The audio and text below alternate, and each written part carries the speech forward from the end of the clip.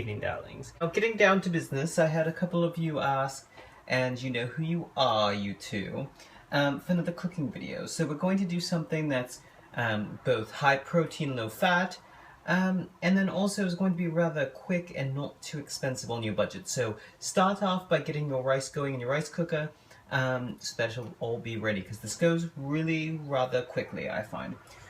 So we're going to start tonight.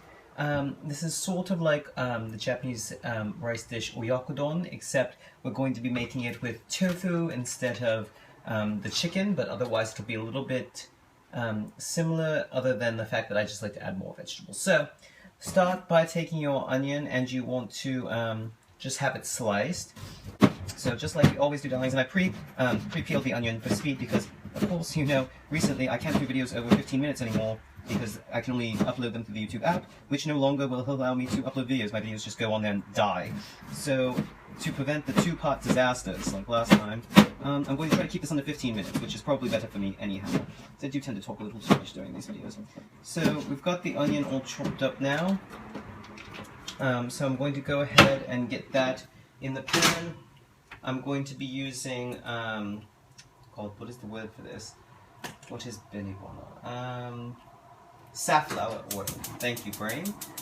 So put that on sort of a medium-low setting. Let that heat up for a little while.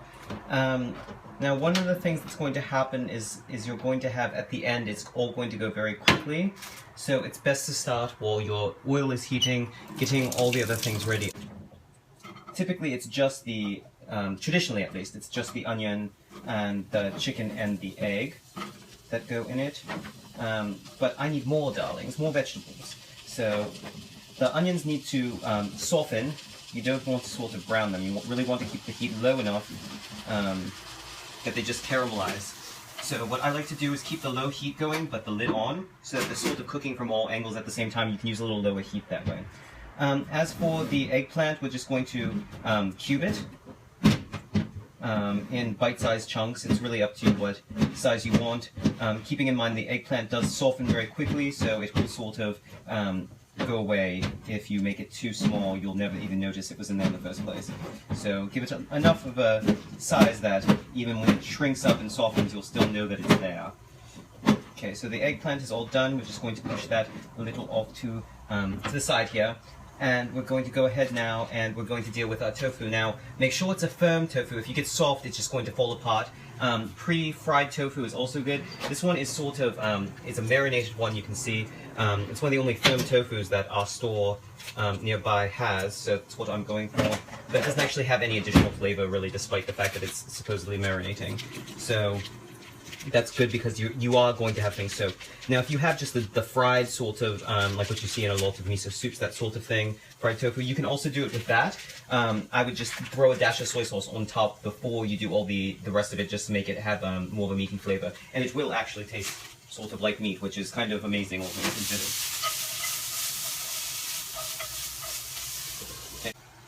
So for the tofu, you also want cubes, but you want them big enough that they won't fall too much apart.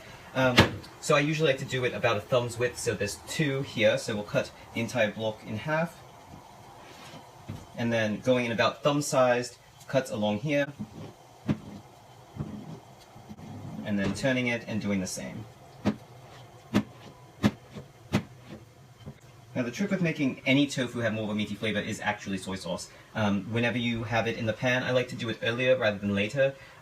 Just throw a dash of soy sauce and make sure that you're turning it enough that it's sort of getting absorbed on all sides. Or if you want it to taste really good, it's a little extra work, but marinate your tofu after you've cubed it in soy sauce for a couple of hours, turning it constantly, and then fry it in your pan, and it almost tastes like bacon. It's actually very strange that it does that, but it does if you cook it enough. You have to cook it a lot, though. So the other thing is we are going to be making this sort of broth that's going to be actually mixed sort of like when you do scrambled eggs and you add some milk or some water to sort of expand it, except what we're going to be doing is using a mix of dashi. I have an instant one here, which is a stock made from the bonito fish and kombu, which is a type of sea kelp.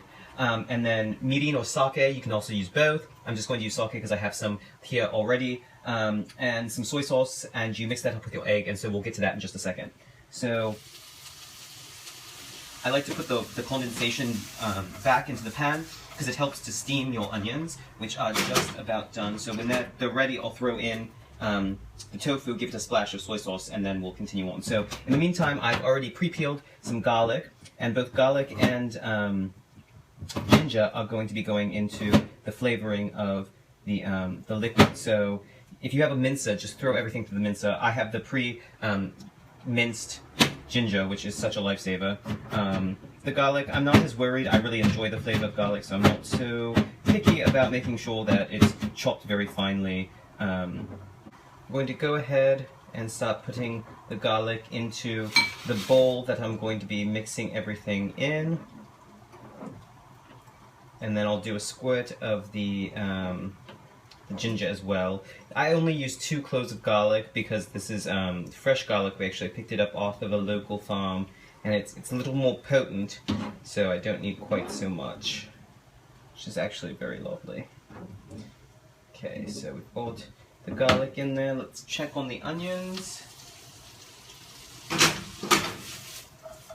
Okay, so they're ready. So we're going to go ahead now and just put all of this tofu right in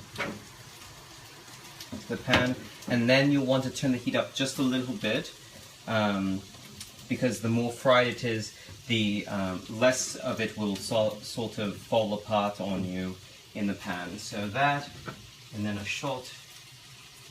Oh dear, my hands are so slippery. So just a little dash over the top of it.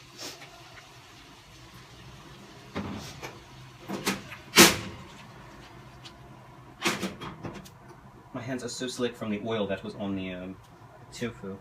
Actually, I have to wash my hands here. We're going to start putting the rest of this broth together. So a nice shot of ginger in there. So you want to add your liquids before you add your egg into your broth. So we're going to go ahead now.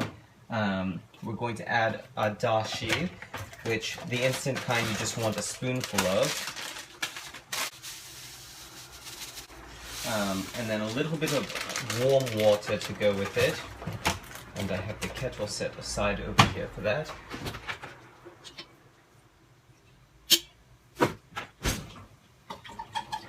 And then I have my a touch of mirin and a touch of sake in here.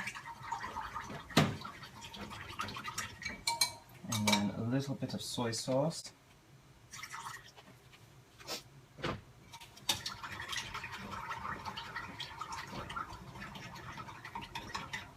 Alright, so now we're going to add the egg, so just go ahead and crack it directly in. 1 egg, 2, and 3.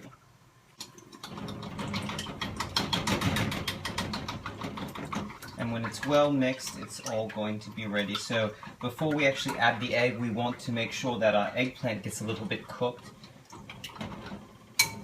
So let's go ahead now. You can hear everything's coming together here.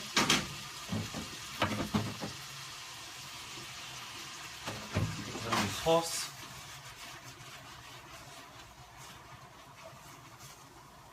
I'm going to add just another little splash of the soy sauce,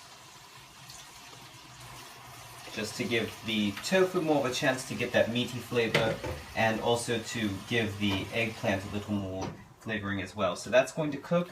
We've got, you can see it's kind of a nice dark yellow color going on there. And then what's left is going to be the spinach. I will say once you add the egg, it's about 3 minutes till the end, so we're actually getting quite close. As soon as the eggplant is done, the egg goes in. And that's sort of the most delicate part of the process. Now what happens, usually what you do with it is, the second the egg goes in, you turn off the heat and you cover it. And it gives it, it hardens, you know, it cooks it just from the residual heat, but there is a little bit of a sort of softness. So if you like soft-boiled eggs, you'll really enjoy that aspect of the dish. If you don't so much, you can turn it onto a low heat and let it cook.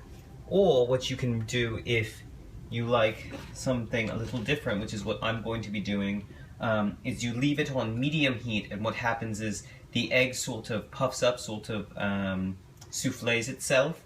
You have to be very careful, of course, because it can burn on the bottom if you don't time it right. But if you give it a little bit extra time, just sort of cooking with the high heat, the egg will expand, and then you turn it off, let it finish cooking with the residual heat, and then you're done. And you serve it on top of rice, which is, of course, so lovely. So if you want to do extra healthy, make sure you have brown rice in there. My dinner guest tonight does not like brown rice for some reason. I don't know why. I absolutely love it. I absolutely love it. But you know, we don't all have good tastes in this world. So, let's see what's going on. Things are starting to come together. The eggplant still needs a couple of minutes. I'm actually going to use a spoon now to stir it, just because it's starting to get a little bit more full. We still have a little bit of liquid, which is good. That can be absorbed by the eggplant. But the tofu, bring some over to show you. You can see it's gotten a nice golden brown on what was before white, and that's just from absorbing the soy sauce and sort of cooking a little bit on one side. So that's just doing absolutely lovely.